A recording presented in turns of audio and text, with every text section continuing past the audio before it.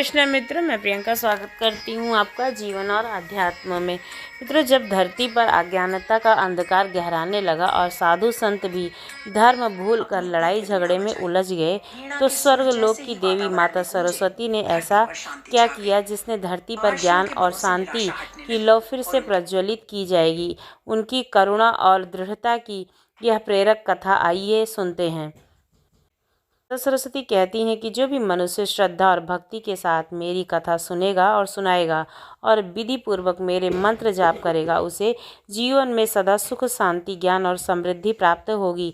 ऐसा व्यक्ति कभी दरिद्रता का अनुभव नहीं करेगा और उसके घर में धन्य धान की कमी नहीं रहेगी। मेरा आशीर्वाद सदैव उसके परिवार पर बना रहेगा।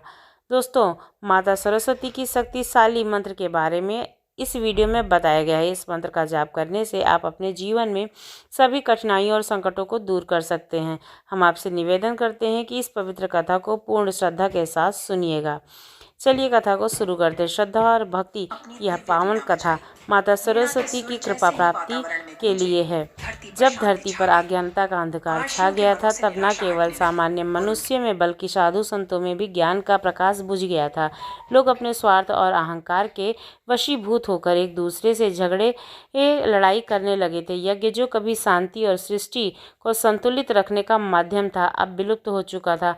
कोई भी ना तो वेदों का पाठ करता था और न ही धर्म का पालन करता था। सत्य, धर्म और करुणा मानव शरीर धरती से लुप्त हो चुके थे। ऐसे समय में स्वर्गलोक में बैठी ज्ञान और संगीत की देवी माता सरस्वती व्याकुल हो उठी। उन्होंने धरती की स्थिति को देखा और उनकी करुणा उमड़ पड़ी। माता के अनुभव किया कि यदि किसी प्रकार से धरती पर मानवता का अंत निश्चित हो जाए, ज्ञान का प्रकाश कैसे आएगा। उनके हृदय में पीड़ा उठी और उन्होंने अपनी वीणा उठाई। वीणा, जो ज्ञान और संगीत का प्रतीक है, उसे छूकर माता ने आह भरी और स्वर्गलोक के देवताओं की सभा में प्रकट हुई। हे देवगण, माता सरस्वती ने कहा, धरती पर जो हो रहा है उसे देखकर मेरा हृदय द्रवित हो गया है। मनुष्य जो कभी ज्ञान और धर्म का अनुसरण करता था, अब अज्ञानता के अंधकार में भटक रहा है। मैं इस स्थिति को और अधिक सहन नहीं कर सकती। हमें कुछ करना होगा। मित्रों, देवताओं ने सहमति में सिर हिलाया, लेकिन सब मौन थे। कोई भी यह नहीं समझ पा रहा था कि इस समस्या का समाधान कैसे किया जाए। तब भगवान ब्रह्मा, जो सृष्टि के रचयिता हैं, आगे आए और बोले, हे सरस्वती, यह कार्य केवल आप ही कर सकती हैं। धरती पर ज्ञान का पुनः प्रभाव करना आपके हाथों में है। माता सरस्वती ने यह सुनकर अपनी स्वीकृति दी और धरती पर उतरने का निश्चय किया। वे हिमालय की पवित्र घाटियों में प्रकट हुई, जहाँ अब भी कुछ अर्श और अपने तपस्या में लीन ऋषि थे, लेकिन वे भी अब थक चुके थे और निराशा से जी रहे थे। माता ने अपनी दिव्य वीणा बजाई। वीणा के सुर जैसे ही वातावरण में गूंजे, धरती पर शांति छा गई, मानो निराशा हटने लगी हो और उनके चेहरे पर एक नई ऊर्जा प्रकट हुई हो।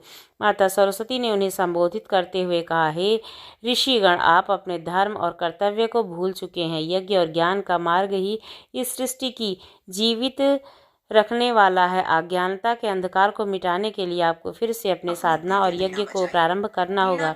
मित्रों, ऋषि ने माता के वचनों को सुना और उनके चरणों में नमन किया।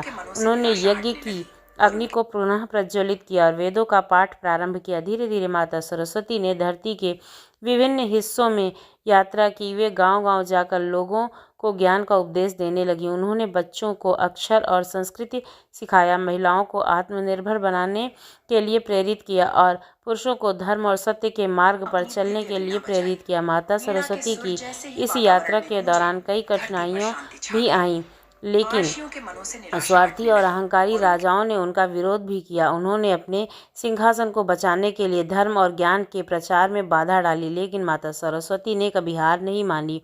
उन्होंने अपनी वीणा के मधुर स्वरों और अपनी वाणी के प्रभाव से अज्ञानता और अन्याय को दूर किया। उनकी उपस्थिति मात्र से वातावरण पवित्र हो जाता और लोगों के मन में ना आशा का संचार होता। मित्रों, एक दिन माता सरस्वती एक ऐसे राज्य में पहुंची जहां का राजा अत्यंत क्रूर और लोभी था। वो अपने राज्य के लोगों से भारी कर वसूल करता था और उन्हें ज्ञान के मार्ग से दूर रखता था। माता सरस्वती ने राजा के दरबार में प्रवेश किया और उससे कहा, राजन, आपका यह मार्ग सृष्टि के लिए विनाशकारी है। आप अपने प्रजा को अज्ञानता में डुबो रहे हैं, जो अंततः आपके राज्य के पतन का कारण बनेगा। राजा ने माता की बात को अनसुना कर दिया और उनका अपमान किया, लेकिन माता ने अपनी वीणा की धुन से ऐसा संगीत गाया कि राजा के हृदय का पत्थर भी पिघल गया। उनकी आंखों से अश्रु बहने लगे और अपने माता के चरणों में गिरकर क्षमा मांगी। इसके बाद उस राज्य में भी अज्ञान और अधर्मता खत्म हो गई और ज्ञान और धर्म का प्रकाश फैल गया। सरस्वती की इस यात्रा से पूरे पृथ्वी को बदल दिया। फिर से यज्ञ करने लगे, ये सत्य और धर्म का पालन करने लगे, लोग ज्ञान के मार्ग पर चलने लगे।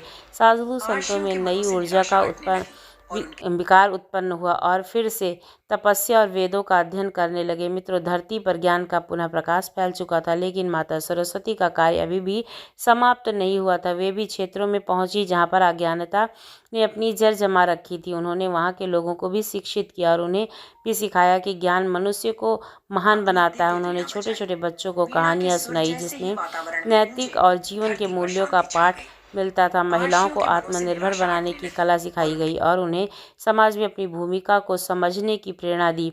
कुछ स्थानों पर माता को गहरी चुनौतियों का सामना करना पड़ा। अज्ञानता में डूबे लोग उसका उपहास करते हुए उनका विरोध करने लगे, लेकिन माता का धैर्य और उनकी करुणा अटूट थी। उन्होंने कभी भी हार नहीं मानी। एक बार वे एक ऐसे गांव में पहुंची जहां लोग शिक्षा से पूरी तरह से अनभिज्ञ थे। उन्हें समझाया कि शिक्षा ही मनुष्य को उनकी पूर्णता तक ले जाती है। मित्रों, माता सरस्वती का प्रभाव इतना गहरा था कि वहाँ पर भी लोग परिवर्तित हो जाते उनकी वाणी से, और वहाँ पर वेदों का अध्ययन फिर से प्रारंभ हो जाता। यज्ञ की धूम हर जगह फैलने लगी थी। देवताओं ने स्वर्गलोक से यह दृश्य देखकर संतोष व्यक्त किया। अंत में जब माता सरस्वती ने देखा कि धरती पर अब ज्ञान धर्म का संतुलन पुनः स्थापित हो गया है, तो उन्होंने अपने दिव्य लोक लौटने का निश्चय किया। लेकिन इस बार उन्होंने अपने आशीर्वाद के साथ एक वचन दिया, जब भी धरती पर ज्ञान और अधर्म का अंधकार गहरा जाएगा तो वो फिर से लौटेंगी और सभी के हृदय में ज्ञान का दीप जलाने के लिए सदैव उपस्थित रहेंगी। माता सरस्वती की इस दिव्य यात्रा ने उन्हें यह सिखाया कि ज्ञान और सत्य की इस संसार का आधार है। उनकी करुणा और दृढ़ता ने मानवता को अज्ञानता से बाहर निकालकर धर्म और सत्य के मार्ग पर चलने की प्रेरणा दी। उनकी यह कथा आज भी हमें प्रेरित करती है कि चाहे परिस्थिति कितनी भी कठिन क्यों ना हो, सत्य और ज्ञान का मार्ग ही सही है। मित्रों, सरस्वती की इस प्रेरणादायक कथा यहीं पर समाप्त होती है। आप इस कथा को बसंत पंचमी के दिन जरूर सुने, क्योंकि माता सरस्वती का इस दिन अनुसरण किया जाता है। माता सरस्वती के शक्तिशाली मंत्रों का जाप उनके भक्तों के लिए अत्यंत लाभकारी माना जाता है। माता सरस्वती के मंत्रों का माला जाप करने के लिए कुछ विशेष नियम और विधियां हैं, जिनका पालन करना अत्यंत आवश्यक होता है। अगर आप सरस्वती माता की माला का जाप करते हैं तो आपके हृदय में स्वच्छता होनी चाहिए और आप स्नान करके शुद्धि करें, श्वेत वस्त्र धारण करें और साथ में चंदन या फिर स्फटिक की माला से माता सरस्वती का ब्रह्म मुहूर्त में जाप करें। अगर ना हो सके तो आपको जब भी समय मिले हृदय के साथ उसका जाप करें। सरस्वती का मंत्र विद्यार्थियों के लिए जपना अत्यंत आवश्यक है और ये मंत्र है ओम सरस्वत्यै नमः। तो आप इस मंत्र का जाप अवश्य करें और अपनी विद्या अध्ययन को जारी रखें। माता सरस्वती आपके विद्या अध्ययन में आपकी मदद करेगी।